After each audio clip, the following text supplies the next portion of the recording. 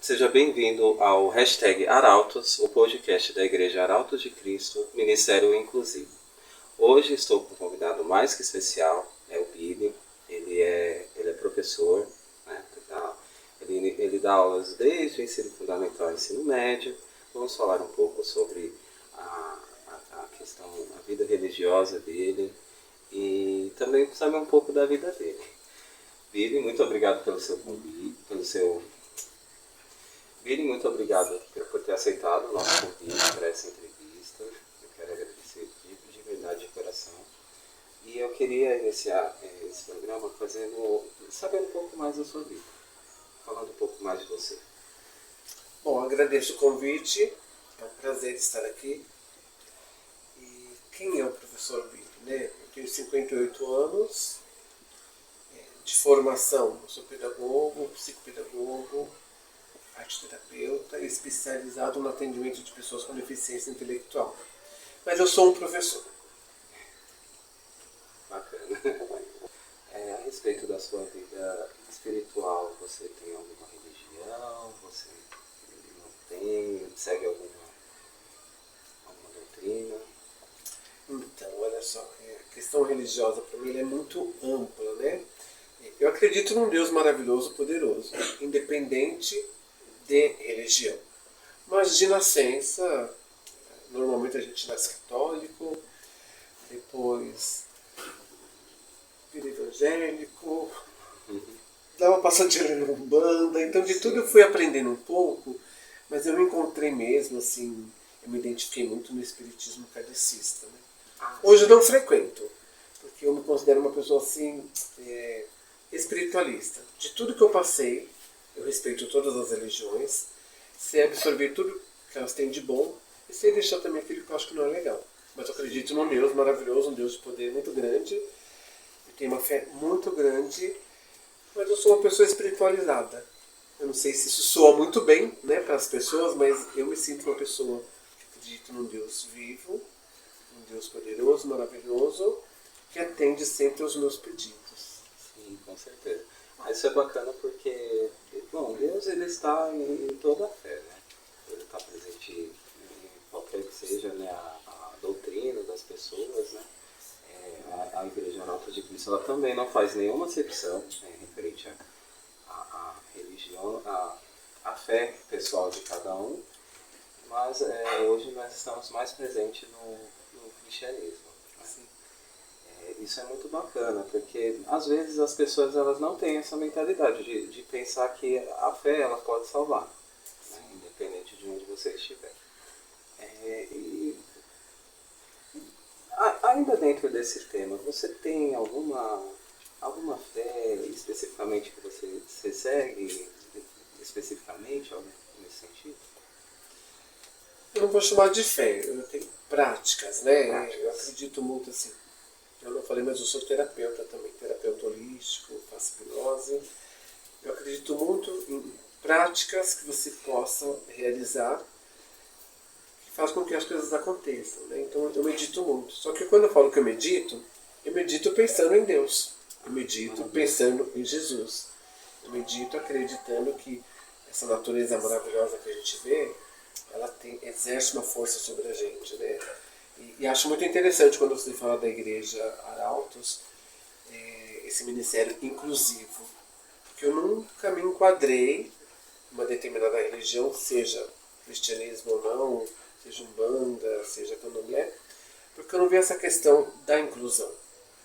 Então quando começou a despontar isso, principalmente no Brasil, né, de uma igreja inclusiva que aceita todas as pessoas, independente do que ela é, independente do que ela faz, independente de alguma prática religiosa que ela tenha, né? Isso eu acho que é muito amplo e é muito necessário, né? E acho que Deus espera isso da gente, né? Que a gente Sim, com aceite a certeza. todos da mesma forma, Sim. porque Deus é um só para todos. Sim, inclusive tem um dos mandamentos, né? Que é amar a Deus sobre todas as coisas. E o verdadeiro amor é esse. Isso mesmo. Bibi, ainda falando um pouco sobre as suas... essa questão que você tem da terapia holística, hipnose, você falou que isso envolve um Deus, mas dentro disso tem alguma prática ou não? Eu acho que tem a prática da contemplação, né? De você se conhecer, você se entender. Por exemplo, eu quero ajudar uma pessoa.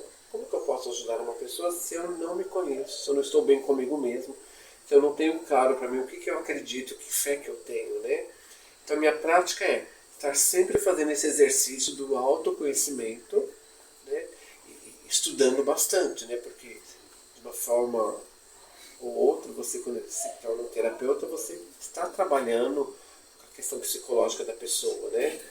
Então, você trabalhar com a questão psicológica da pessoa, mesmo dentro de uma igreja, né? Um representante ali da igreja, ou o padre, tem um grupo de pessoas que seguem aquilo que ele está falando, né?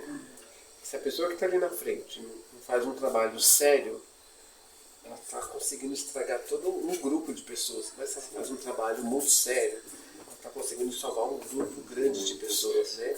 Eu acho que isso que é interessante das práticas. Então, a minha prática é autoconhecimento, busca de novos conhecimentos para poder atender às demandas das pessoas que porventura me procuram ou não. Mas se ninguém me procurar, eu estou ficando bem comigo mesmo e com Deus. Isso é o mais importante.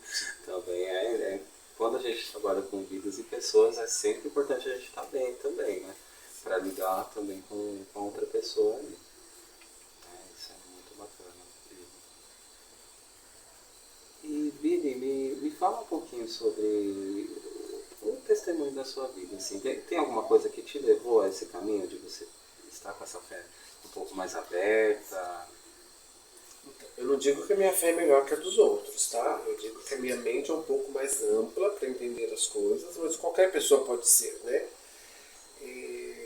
Um testemunho, eu acho que é a aceitação de você se sentir bem, né? Porque quando eu era católico eu não entendia nada, eu era criança. Mas quando eu me tornei evangélico eu entendi as coisas. Eu entendi aqueles olhares também de rejeição, né? Você ter que ficar sentado ali no banco, sabendo que você tem o potencial de estar fazendo um trabalho mais amplo dentro da igreja mesmo, né? Sim. Mas você não ser chamado por questões de percebendo que você tem uma diferença. Sim. Então, ao invés de fazer o que vocês fazem, de acolher essas diferenças eram deixadas de lado. Visto como assim, você está em pecado. E eu acabei absorvendo isso para a minha vida, né? Sim. Então, acho que o testemunho que eu tenho maravilhoso assim é de enquanto pessoa entender que Deus realmente ama a todos de forma igual e que você é livre para escolher um lugar que você quer frequentar. E você vai frequentar um lugar que você se sinta bem.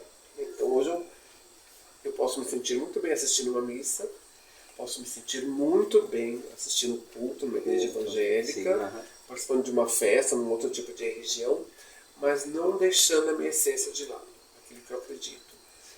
Em algum lugar que eu vá, que eu não me sinta bem, muito simples, não volto mais. Agora, a minha relação com Deus continua a mesma, porque Ele não muda. É completamente compreensível. E Billy, eu notei, dentro desses dias que a gente até passou alguns dias próximos, que você tem uma devoção muito grande a Francisco de Assis. É algo da personalidade ou da história dele que faz você ter essa devoção e gostar tanto de Francisco de Assis? Não chega a ser assim uma idolatria, tá? Porque eu acho que não é legal isso, mas assim, a história de São Francisco de Assis é uma história que eu acho que deveria ser conhecida por todos. Não só dele, mas como de outros santos também, como pessoas que não são santas, né? Sim. Ele abriu mão de toda a sua riqueza para poder acolher as pessoas pobres, né? Ele foi radical, ele chegou a vender todas as coisas que o pai tinha para poder ajudar os pobres.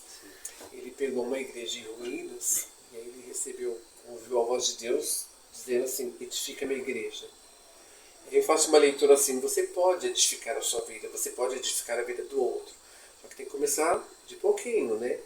Uma pedrinha aqui, outra pedrinha ali. E São Francisco foi fazendo isso. Mas o que mais me encanta na história dele é essa relação que ele tinha com os animais. Eu acho que toda forma de vida é válida, né? E não é só o ser humano, todos os seres viventes devem ter o mesmo respeito que nós seres humanos temos, inclusive a natureza. Ele pregava muito isso nas peregrinações dele, ele conversava com os animais, até onde eu sei os animais entendiam, né? Sim. Em algum momento eu fiquei me questionando, por que eu gosto tanto de animais? Por que eles chegam, nem eu que gosto, eles chegam até mim, né? Eu não adotei os cachorros, eles me adotaram, né? Os gatos, Foram os chegando cachorros. aos poucos. Foram chegando aos poucos. E à medida que eu ia tendo condições, eu fui acolhendo, né? Agora tem um monte. 13 cachorros, 11 gatos, galinha, papagaio, maritaca, por aí vai, né? Mas eu comecei, o que me encantou foi me permitir aprender com os animais. Sim. Essa questão da paciência, desse amor incondicional, tudo aquilo que Jesus pregou, tudo aquilo que está na Bíblia, os animais fazem de uma forma tão natural. Nós, seres humanos, acabamos complicando um pouco, né? A natureza ela também nos ensina de alguma forma. Muito. Muito bacana. E Lívia, nós já estamos encerrando esse primeiro encontro que nós tivemos. Eu quero agradecer de verdade o seu convite, né? Aliás, você ter aceito o nosso convite para essa conversa.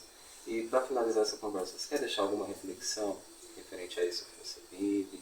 Essa questão da terapia holística? Quero. Uma reflexão muito interessante, aí independente de religião, independente de ser terapeuta, né? Eu acho que nós temos que aprender a ouvir. A gente ouve muito o outro, mas a gente não se ouve, né? Então nós precisamos nos ouvir, entender um pouquinho as nossas necessidades, aí depois você parte para buscar atender as suas necessidades. Seja com um amigo, com um irmão, com um parente, seja dentro de uma igreja ou não. Mas essa prática do ouvir. Só que para a gente se ouvir, a gente precisa se calar um pouquinho. Né? A gente fala muito, Sim. Né? A gente fala pra caramba. Então, falar menos, se ouvir mais e se entendendo, parte para ação.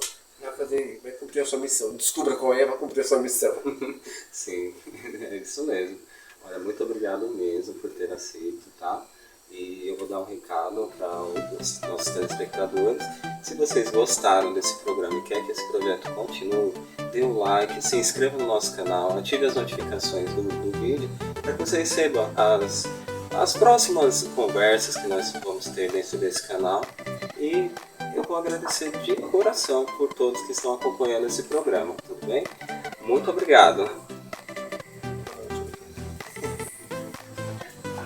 Eu queria mandar um beijo pro meu pai, pra minha mãe, pra todo mundo que tá me assistindo. Posso cantar uma música? Gente, Bro, eu vou